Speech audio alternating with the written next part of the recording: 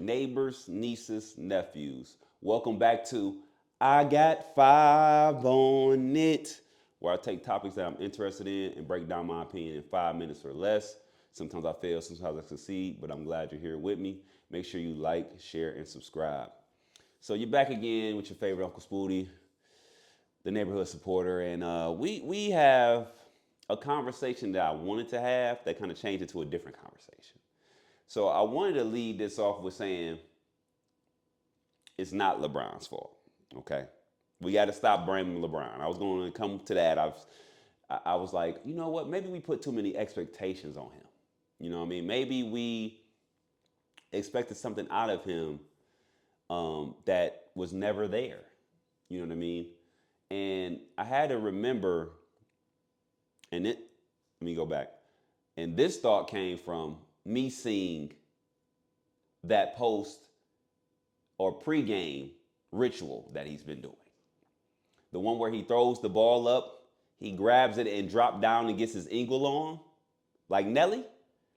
I seen that and said, you know what? Maybe it's the people around him enabling him. Because there's no way we can do this together but not play defense. Okay? There's no way we can all do this in unison right here, throw the ball up, catch it, and dip down low and not play defense. So I'm like, maybe it's the people around him. Like, why did the Lakers allow him to pick his podcast host as a coach? Why did the Lakers let him suggest any lineups that he was happy with? Huh? That's a lot of power you're giving to someone. Maybe you felt like he deserved it. I don't know. But as an owner of the ball club, it's up for you to say, you know what? This is a little too much. Maybe he doesn't need all of this. So that's where I kind of said, like, you know what? Maybe it's not his fault.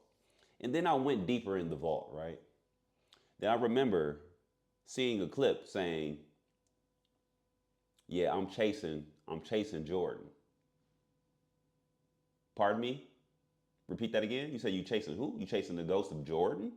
You said that verbatim out of your mouth? That you want to be considered that great or in that same ilk or be greater? You mentioned that, LeBron? Oh, that's an expectation. We've seen how Jordan got to the level of success and admiration that he's accumulated and the accolades. So you want that or to be considered above that, but disrespect the road to it. You disrespect the 90s. You disrespect a lot of different things.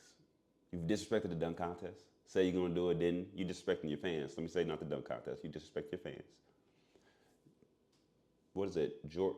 Michael Jeffrey Jordan was a showman. Showman at all costs. You don't play 82 games. You're more narrative than on court.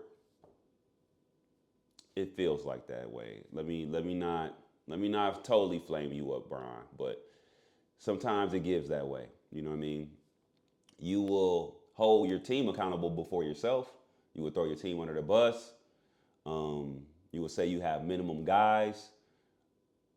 Jordan didn't really throw his team under the bus. Like, I know he's probably done said some asshole shit in the locker room and trying to push them with different verbiage.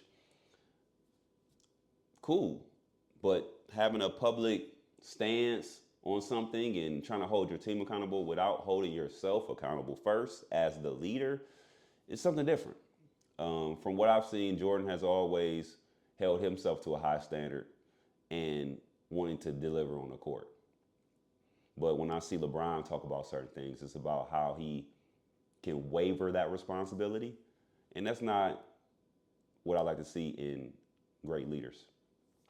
So, and then you got the Miami thing. We're going to win 9 championships. You got the self-acclaimed king. So, no, we didn't have too high of expectations for LeBron. He raised the expectations for himself so high. Not even to mention he was a top prospect in high school, the prospect in high school, to come out and potentially change the NBA and evolve it. So not only did he have the regular pressures of just being a successful draft pick from high school, like any other high draft or number one draft pick, he has done and said many things to elevate that pressure. And when the pressure is on, he wants to, you know,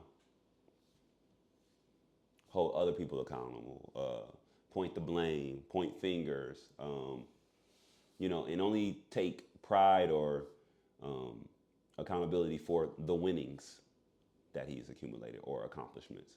So, like I said, I wanted to start this off with it isn't LeBron's fault.